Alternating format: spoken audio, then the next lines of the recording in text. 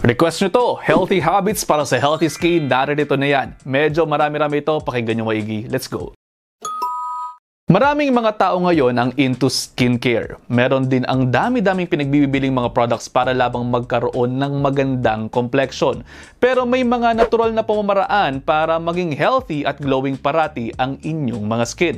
Narito ang ilan. Ready na? Let's go! Una, maraming tubig. Hindi soft drinks, hindi tsaa, hindi kape. Tubig lamang po. Kinakailangan ng ating skin ang tamang hydration. Ang sabi nga, ang mga cells natin o ang mga sihay sa ating mga katawan ay malaking bahagi niyan ay tubig, kaya naman malaking bagay din kung iinom kayo ng maraming tubig para sa tamang balanse ng ating katawan.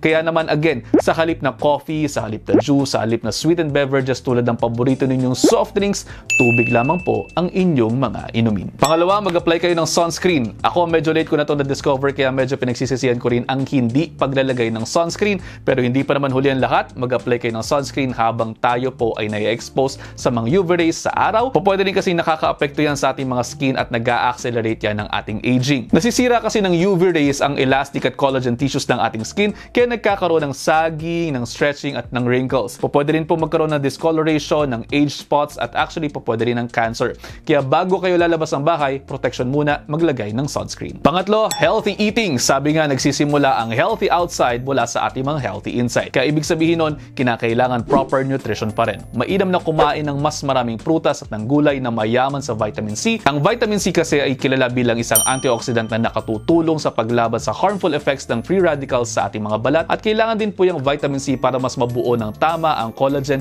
kaya nakakapag-improve yan ng skin healing at ng skin texture. Yung iba pang mga vitamins tulad ng vitamin A, vitamin E, vitamin K, selenium, omega-3, zinc at good fats like mono and polyunsaturated fats ay makukuha rin sa balanced diet na mas maraming plant foods tulad ng whole grains, nuts, seeds, legumes, lean proteins, olive oil at syempre prutas at gulay.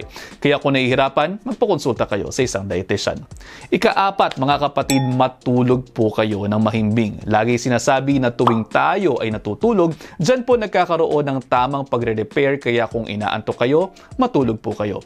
Isama na rin po natin dito yung panglimang tip na kinakailangan din po ninyong malaman na i-manage po natin ang ating mga stress.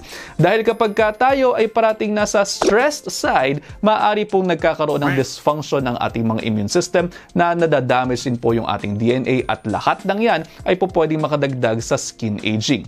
Ayaw nyo naman yan, kaya naman umiwas sa stress, mga best. Mag-deep breathing exercises kayo, makinig kayo sa mga music therapy, at kung sa tingin po ninyo ay makatutulong po sa inyo ang aromatherapy, pwede nyo pong gawin yan, wala tayong problema dyan. Pang-ani, mag-moisturizer po kayo. Isang vital part ng skincare ang moisturizer, kasi ang ating balat ay parating exposed sa outside environment at prone sa pagiging dry. Kaya learn to moisturize.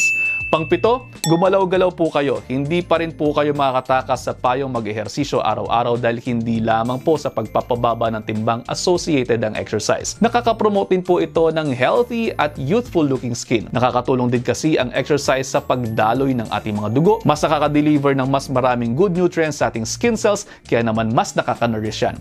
Isa pa, di ba mahilig kayo sa mga detox? Ayan na po, ang mas efficient po na blood flow ay maaaring makatulong sa pagde-detoxify ng ating katawan for better complexion.